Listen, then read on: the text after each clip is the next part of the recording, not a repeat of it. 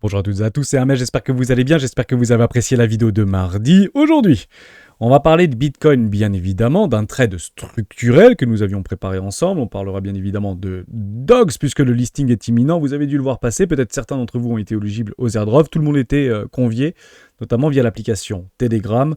Tous les échangeurs de la planète vont en parler ils vont le lister à partir du 26 août, me semble-t-il, 27 peut-être, donc ce sera tout début de semaine prochaine, et ça me donnait en fait la possibilité avec vous de prendre un petit peu de recul par rapport à ce narratif qui est tant malmené par l'ensemble des analystes et fondamentalistes de la cryptosphère. J'aimerais vraiment vous apporter ma représentation et ma vision, et peut-être qu'on se trompe à leur égard, et je finirai bien évidemment par le FOMC, c'était hier. Et je vais reprendre d'ailleurs une phrase d'un média économique, les minutes du FOMC, moins optimiste que ce que l'on craignez. Je vous laisse méditer sur cette phrase et on commence maintenant.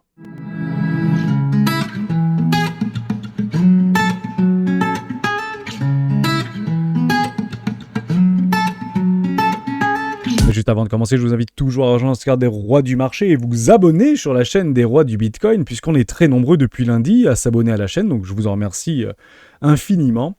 Je parlerai du gagnant, notamment de la petite vignette vis-à-vis de Larry Fink au platine demain lors du live des rois du Bitcoin. Promis, on le fera demain à 12h30, on aura un tout petit peu plus de temps.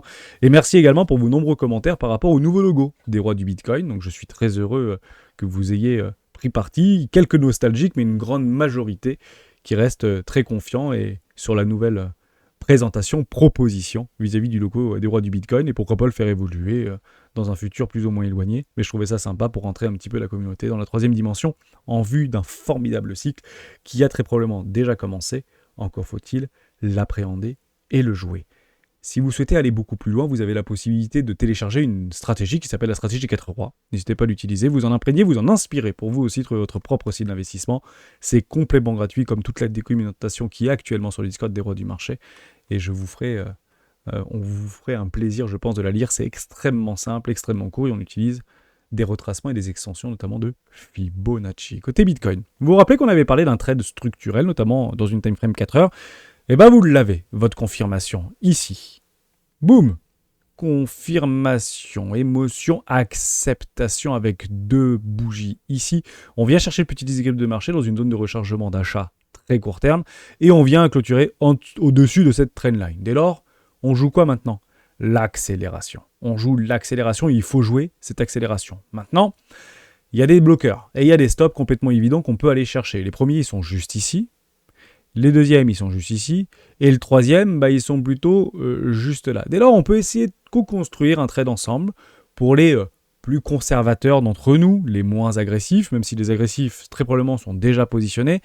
Être vendeur à découvert ici, c'est risqué. Pour la simple raison qu'au niveau des order flow, on est en train d'observer des choses qui sont plutôt très bullish du côté des baleineaux. Si vous prenez ici la ligne violette, 100 000, 1 million de dollars, c'est très haussier. Si vous prenez tous les autres, 100, 1000, 10 000 à 100 000 cas, c'est plutôt baissier ici. Donc on est en train de mettre la majorité de la minorité capitalistique du mauvais côté du mouvement. C'est généralement ce qu'on observe en vue d'une résolution et d'une expansion. La seule chose qu'on attend, ce sont qui ? Ce sont les grosses baleines qui actuellement sont aussi dans la même ligne directive des plus petits portefeuilles. Si eux décident de passer à l'action, c'est eux qui nous donnent des grosses bougies de résolution et d'expansion. Donc, si on doit se préparer à l'observer, puisqu'on comprend qu'il y a pas mal de liquidités qui se trouvent plutôt au nord sur du très court terme, on peut essayer d'aller jouer en fait cette expansion avec des objectifs ciblés. Et les objectifs sont pas si éloignés que ça. On va les reprendre ensemble. Si on prend la résolution de ce triangle, et si on est plutôt paterniste, objectif 70 000 $, 69-70 000 $. Si on est plutôt trader de flux, on peut faire des targets qui s'appellent de AB égale CD. Je vais la mettre en jaune, on la verra beaucoup mieux. Regardez ici, et je vous la copie-colle. AB égale CD, donc c'est exactement la même chose ici, AB égale CD, pour aller vous chercher un objectif aux alentours des 70 000 $. Vous comprenez que ces objectifs de prix par rapport à une sortie de position sur un long qu'on pourrait prendre en vue d'une résolution doit s'arrêter ici, puisqu'on sera déjà bien encadré, et à ce moment-là, on passera sur des plus grandes time frames, et nous avons des bloqueurs. Et les bloqueurs, vous savez, vous les connaissez aussi bien que moi, ils sont ici par rapport à cette trendline ou ce canal descendant qui nous arriverait aux alentours des 70 000 $. Donc ici, ce sera plus haussier. On aura en fait fini tout le flux et on aurait pu trader sur des plus petites time frames à l'intérieur de ce flux. Mais là, il y aurait une forte confluence de vendeurs, à la fois des acheteurs qui sont positionnés plus bas, les range traders, et ça c'est que du bon sens. On se positionne dans des bas de range pour revendre au haut de range, et il faudra tout simplement faire comme suit en vue d'une résolution sur des plus grandes time frames. Actuellement, nous ne les avons pas tout simplement. Ça, c'est important de bien le rappeler. Je reprends par rapport à multi-trade, on va essayer de le construire ou le co-construire ensemble. C'est extrêmement simple. On a déjà eu une première chasse juste ici par rapport à ce déséquilibre et il semble être maintenu en fait au niveau de cette bougie. Donc on sait qu'il y a des stops complètement évidents. C'est toujours la même chose. Soyez la contrepartie des plus agressifs. Si le marché décide d'aller au nord, il peut très bien aller chercher de la liquidité. Vous avez en fait 3 plays. Le premier, il est ici sur cette trendline, agressif. Et vous l'avez déjà pris en réalité, ceux qui voulaient rentrer sur ce play, puisqu'on a eu les confirmations techniques. Deuxième, c'est juste en dessous de cette poche de l'eau, aux alentours des 58-59 000 $. Donc ici, on peut en fait rentrer et être la contrepartie des acheteurs agressifs, si la direction est prise. La troisième, qu'est-ce que c'est? C'est ici au niveau de ce play-là, par rapport à cette oblique. Et on peut très bien, éventuellement, essayer d'aller chercher une réintégration, pinguer par rapport à cette trendline statique, en vue de faire une expansion. Donc on peut construire ce trade-là. Invalidation, quels que soient les trades, ici, au niveau du précédent lot. Suivez-moi. On va construire ce trade et on va prendre le plus agressif sur cette trendline. Votre stop, il se trouve où? Généralement, il se trouve sous des lots, complètement évidents. Donc vous voyez bien ici que c'était notre premier play pour aller chercher un objectif de prix, avec un ratio de 1 pour 4 par exemple, qui est un très bon ratio, soit dit en passant. On prendra bien évidemment des TP partiels. Ces TP partiels sont toujours pris sur des normes généralement de 1 pour 1. C'est juste des algos et du professionnalisme. C'est plutôt un trade rationnel professionnel. Donc ratio de 1 pour 1 qui viendra en fait exactement en confluence par rapport à cette oblique ici, cette trendline haussière. Et c'est pas une petite trendline, vous savez qu'on a l'habitude de la regarder. Elle part de très bas, depuis en fait les bottoms de marché historique depuis 2022. Donc ça fait une office de résistance statique ici, c'est une résistance supplémentaire. Dès lors, il serait de bon sens de prendre un TP, éventuellement de sécurité, sur cette trendline aux alentours des 62 000, 62 700, 63 000 $ à peu près, en vue d'aller chercher l'objectif. Deuxième play, c'est si en fait on venait à chercher la contrepartie des personnes en fait qui se feraient en fait liquider vis-à-vis de ce trade là. C'est pas compliqué. On mettrait le stop donc en dessous des précédentes structures. Ici pour la première entrée, au milieu finalement vis-à-vis de notre pondération de trade si on arrive à prendre les deux plays, et on irait chercher exactement la même chose. Avec un TP partiel d'un ratio généralement de 1 pour 1, donc ça nous donnerait ici aux alentours des 61 000 $, et l'objectif avec un ratio assez équivalent de 5 pour 1, 4 pour 1 à peu près. Maintenant, si on devait être rationnel, jouer avec une invalidation, est-ce que c'est encore possible de jouer ce play-là? Ouais, c'est encore possible et je vous explique pourquoi.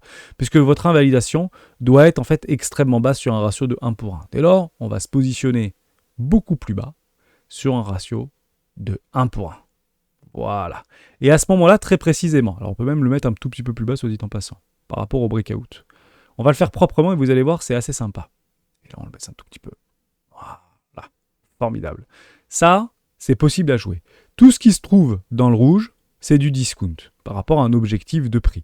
Tout ce qui se trouve dans le vert, c'est du premium. Donc on n'achète plus dans le vert, on vend en fait dans le vert en tant qu'acheteur et on vient déloger des vendeurs à découvert qui se positionnent, où ça, généralement, au-dessus des résistances, bien évidemment. Bon.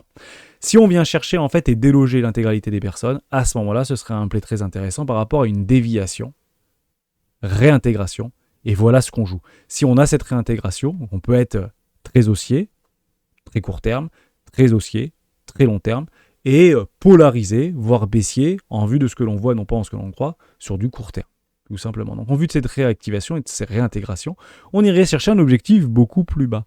Et en fait, cet objectif, il doit faire résonance, puisque c'est un objectif de résolution de triangle, qui avait été précédemment avorté suite à une réintégration, et également des stops complètement évidents, des personnes qui étaient dans le discount pour aller chercher un objectif de prix qui est beaucoup plus haut. Dès lors, est-ce qu'on peut faire les deux? Oui, on peut faire les deux.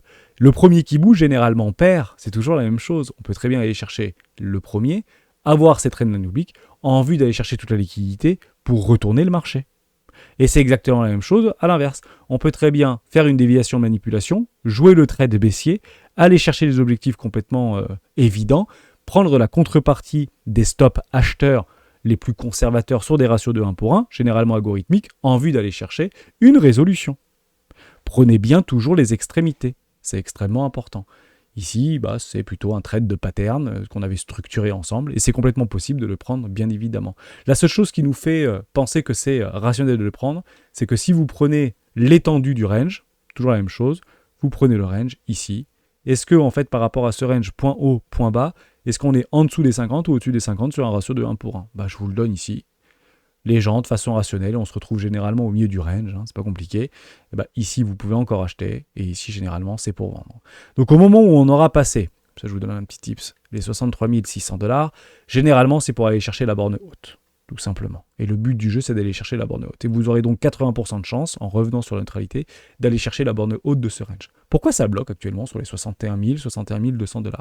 C'est extrêmement simple. Vous allez regarder du côté du Shimoku Koyo, et si on reprend en fait par rapport à Bitcoin, on est en train de taper actuellement là Kinjun, tout simplement, en hebdomadaire notamment. Vous allez ici, Kinjun, coucou, allez juste là. Donc si vous voulez regarder en fait des bloqueurs dynamiques, allez regarder les plus grandes time frames, puisque les gens mangent aussi sur ces time frames là, et ce sont donc plutôt les vendeurs à découvert qui s'y positionnent. Ici, en vue de continuer une dynamique dite baissière, pour aller chercher des objectifs tout simplement plus bas. Donc il est normal que des shorters accumulent ici, avec des bloqueurs dynamiques, notamment du côté des Tenkan et des Kinjun. Et vous l'avez juste ici. Sinon, si vous repartez sur des time frames plus petites, on est plutôt safe, en réalité. Ici, on a réintégré Tenkan Kinjun, on peut avoir un premier bloqueur aux alentours des 62 000, 63 000$, vous vous rappelez, le TP partiel par rapport à ces SSA, SSB, et sur des plus petites time frames, c'est haussier. Shiku, Tenkan, Kinjun, nuage. Et c'est plutôt bullish ici, avec donc un retour des volumes. C'est clairement ce qu'on veut voir. Vous vous rappelez qu'on disait souvent ça. Si vous voulez en fait avoir des résolutions de patterns qui ne soient pas des fake out, il faut des volumes. On a une bougie de volume, juste là. Et il faut la conserver. Si on la perd, c'est plutôt baissier. Mais ça reste un trade contrarien, ici tout simplement. Donc il faut le comprendre également comme ça. J'espère que je vous ai aidé à structurer ce petit trade-là. Agressif, vous y êtes. Conservateur ou plus modéré, vous pouvez encore éventuellement attendre une meilleure localisation, tout en conservant un risque-récompense relativement équilibré. Et algorithmiquement parlant, si on prend des ratios de 1 pour 1, les algos sont plutôt axés à l'achat ici. Donc, difficile de se porter contrepartie en fonction de ce que l'on voit, et non pas en fonction de ce que l'on croit. Je bifurque du côté du FOMC. Pourquoi ? Parce que le FOMC était très drôle par rapport à investing, ce que l'on craignait. Je trouvais ça très drôle au niveau de la phrase. Les minutes du FOMC sont moins optimistes que ce que l'on craignait. Honnêtement, une minute de silence par rapport à cette phrase que j'ai du mal à comprendre. Mettez-le-moi dans les commentaires si vous avez compris la teneur ou la dichotomie de cette phrase-là. Je ne vais pas tout lire. La seule chose qui m'intéressait, c'était ça. Au niveau du sentiment général, de l'assouplissement monétaire, qu'il pourrait être... Alors, qu'il pourrait ne pas être trop difficile pour les représentants d'orienter le comité vers une norme de 3 réductions consécutives, mais ici de 25 points. Et il explique que il n'est pas question d'une réduction de 50 points de base, le président Jérôme ayant rejeté l'idée lorsqu'elle a été interrogée à ce sujet lors d'une conférence de presse. Bon. On peut partir du principe qu'on aura donc ce qu'on avait déjà prévu il y a plus de 8 mois en arrière. Il y aura donc bien 3 baisses des taux au courant de l'année 2024, de 0,25 mois. Maintenant, on ne savait pas comment le timer, puisqu'on attendait les informations successibles. Mais si vous reprenez en fait un niveau de cours par rapport au S&P 500 du début d'année, j'ai presque envie de dire 2024 ou un petit peu fin 2023, où est-ce qu'on se trouvait à ce moment-là, S&P 500 ne devrait pas être trop déçu par rapport à la politique monétaire qui avait été influencée notamment par les banquiers Sotro. Donc c'est assez drôle en fait de le regarder comme ça, puisque on devrait peut-être se retrouver pas très loin. Si on prend même beaucoup plus bas. Où est-ce que je suis 2024 ? Je suis en daily 4. Je suis un peu loin. Je vais le regarder comme suit. Au niveau du début d'année, ici, novembre, décembre, janvier 2024, on devrait se retrouver à peu près sur ces niveaux de prix. Alors, ça fait un petit peu peur, etc. 4800 points. Mais en fait, ce sera tout simplement pas une déception au niveau du marché, puisqu'il l'avait dit. Donc là, on est plutôt en excès actuellement. Et je sais que beaucoup de traders actuellement sont en train de jouer contrepartie et se porter contrepartie de cette hausse un petit peu trop exacerbée. On devrait très probablement, au mois de septembre, avec le retournement des taux, se retrouver aux alentours des 4800 points, ce serait tout à fait normal et sain pour les marchés. Et ça ne veut pas dire que Bitcoin serait à 30 000$ ou à 25 000$. Soyez complètement rassurés. Si vous reprenez en fait la cyclicité, on ne va pas le reprendre ici, mais on a une forme de décorrélation positive vis-à-vis des crypto-monnaies en vue de lancer un alt season et un bull run, ou en tout cas redémarrer un bull run, tout simplement. Je voulais également vous parler de Dogs. Pourquoi Dogs ? En fait, BitGet va le lancer à partir du 26, j'ai reçu les communications, plutôt sympa de l'avoir. Binance également, Bybit également, tout le monde va lancer ce truc-là. Donc ça va être un espèce de feu de joie par rapport au même coin de Telegram. Donc, On va pas lire tout l'article, hein, mais grosso modo, j'aimerais en fait reprendre tout simplement un petit peu de recul vis-à-vis de ce narratif des meme coins. Et qu'est-ce qu'on attend dans ces meme coins? On attend 3 choses. 1, de la viralité.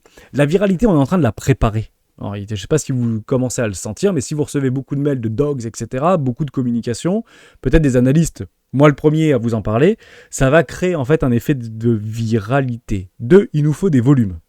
Et généralement, quand tout le monde liste en même temps, au même moment, en proposant, notamment comme BitGet le fait, plutôt intéressant, il ne fallait pas le louper, il vous double en fait votre airdrop. Donc si vous avez été éligible, alors si vous avez Telegram, vous êtes éligible en fait au airdrop de Dogs depuis mi-juillet à peu près. Il fallait juste en fait connecter son wallet et vous recevez un airdrop. Alors c'est pas beaucoup, pour être tout à fait honnête avec vous. Vous pouvez d'ores et déjà d'ailleurs le calculer puisque Get.io a décidé et a pris le parti de le prélister. Donc c'est ce que fait Get.io régulièrement. Donc en fait, il préliste avec des ratios de 1 pour 10 ou 1 pour 100 généralement. Donc c'est 10 fois plus cher. Et plus on se rapproche finalement de l'échéance, et plus le prix du token doit logiquement se rapprocher du prix de listing. Donc il sera très probablement aux alentours des 0,02. Voilà, je vous donne mon tips pour la semaine prochaine. Dogs devrait être aux alentours des 0,02. Dès lors, vous regardez votre solde Dogs, et si vous l'avez, mettez-le-moi dans les commentaires, et vous multipliez par 0,002, vous savez à peu près combien vous pourrez le vendre dans les premières heures ou les premières journées de listing par rapport à ce même coin. La troisième chose que vous attendez, c'est pas une opportunité. C'est tout simplement que vous êtes opportuniste. Puisque si vous jouez la viralité, si vous jouez les volumes, donc la spéculation et l'amplitude, c'est que vous ne jouez pas une opportunité, c'est que vous êtes vous-même opportuniste. Et c'est en ça, en fait, où on a tendance, en tant que personne, j'ai pas envie de dire d'une forme de morale, parce qu'on ne parle pas de morale ici, mais une conscience par rapport à l'expression philosophique de ces ruptures technologiques, les mêmes coins, bah finalement, ne nous concernent peut-être pas. Et c'est peut-être une erreur. Et je vais vous expliquer pourquoi et je vais essayer de vous le démontrer. Je vous en avais déjà parlé dans une vidéo qu'on avait réalisée, notamment pourquoi je fais all-in sur le Dogecoin. Vous avez cette vidéo-là, elle avait bien fonctionné il y a plus d'1 an, et mon avis n'a pas changé sur cette vidéo. Et je vous inviterai franchement à aller faire un tour si vous l'avez loupé, si vous venez d'arriver sur la chaîne des rois du Bitcoin, et vous aurez l'étendue de ma représentation vis-à-vis de ce token, et plus globalement, ce que pourrait devenir un des mêmes coins. Pas tous les mêmes coins, mais l'un des mêmes coins. Maintenant, si on prend beaucoup de recul vis-à-vis, non pas de cette opportunité, mais plutôt d'un œil opportuniste. Moi, ça me fait penser un petit peu à la DeFi. La DeFi, si vous vous rappelez bien, en 2019, 2020, 2021, c'était beaucoup de hacks, beaucoup d'arnaques, beaucoup de scams, beaucoup de n'importe quoi, et on n'était pas très friand, finalement, au niveau de la DeFi. Et beaucoup l'ont laissé passer. Beaucoup, en fait, l'ont tout simplement loupé. Et je vais vous remontrer à quel niveau on était à ce moment-là. Vous allez dans les dominances, on a cette statistique-là dans Total DeFi. Je vais enlever Shimukinkui et je passe en hebdomadaire et vous allez voir. Bon, grosso modo, on était à peu près ici. Et reprenez des vidéos, et s'il vous plaît, si vous avez le temps, faites l'effort de reprendre des vidéos lorsqu'on parlait de AAV, lorsqu'on parlait de Solana, lorsqu'on parlait de la DeFi en général et des projets qui étaient en train d'être construits sur la DeFi, et bien évidemment qu'Ethereum en parlait.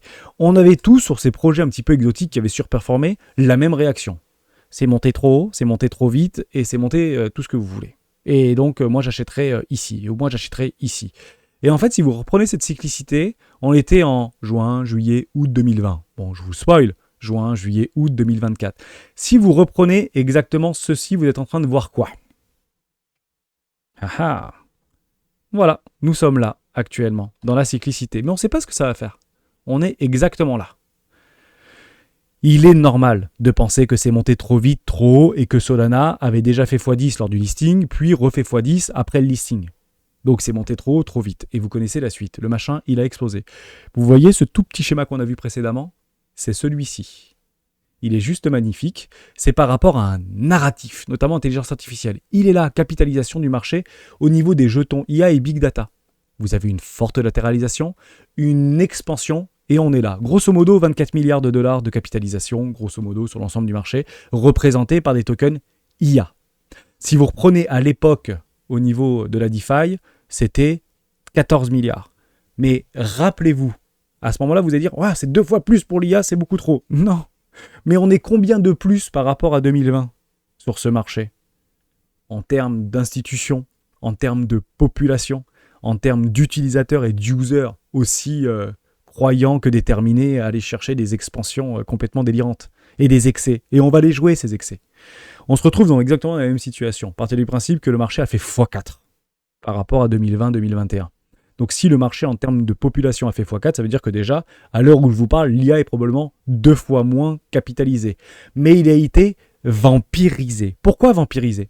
Parce que vous avez les mêmes coins qui ont plutôt bien performé, vous avez le DePIN qui a plutôt bien performé, vous avez le RWA qui a plutôt bien performé, et plus accessoirement peut-être la GameFi ou encore les NFT qui tentent un petit peu de faire des coudes pour perdurer à exister.